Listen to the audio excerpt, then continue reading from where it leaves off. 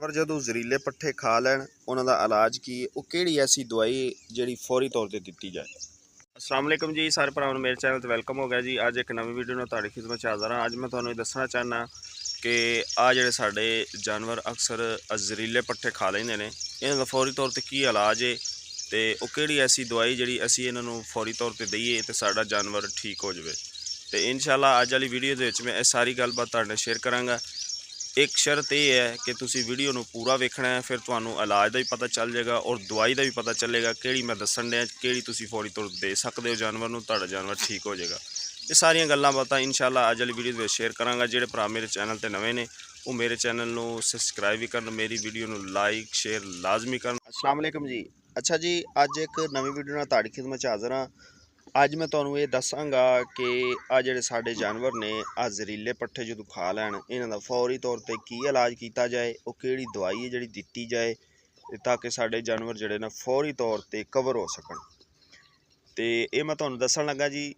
ते वीडियो नूं लाइक भी करना है, शेयर भी करना है ते सबसक्राइब भी करना है चैनल नूं अगर तुहानूं वीडियो अच्छी लगे। तो असीं आने जी अपने असल टॉपिक की तरफ। अच्छा जी, जो साडे जानवर ए ਜ਼ਹਿਰੀਲੇ पट्ठे खा लैण, क्योंकि आ फसलों के विच जिन्ने भी साडे फार्मर ने ना देहात च अक्सर जिहड़े गोट फार्मिंग कर रहे हैं, वो फसलों के विचों आ पट्ठे वढ़ के ते जानवरों नूं पांदे ने, क्योंकि उन्हां नूं पता नहीं हुंदा। लोगों ने स्प्रे वगैरह की हुंदी क्योंकि मौसम है फसल का, तो पट्ठे उन्हां नूं पा दिंदे ने। उस तो बाद इंज हुंदा कि जानवर दे ਜ਼ਹਿਰੀਲੇ पट्ठे खाधे हुंदे ने, मूँह चों ना अक्सर चेक करन लग जांदे ने ते पट्ठे नहीं खांदे, पट्ठे छड्ड दिंदे ने, ना पानी पींदे ने।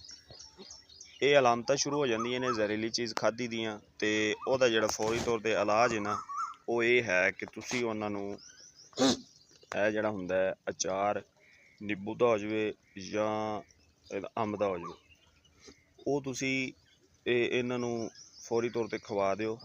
क्योंकि ये जिहड़े अंब दा अचार ते नींबू दा जिहड़ा ये हुंदा खट्टा, ये जाके जिहड़ी भी कोई ਜ਼ਹਿਰੀली चीज़ खाधी ना मैदे च जाके वो ਜ਼ਹਿਰੀली चीज़ नूं कवर कर दिंदा है।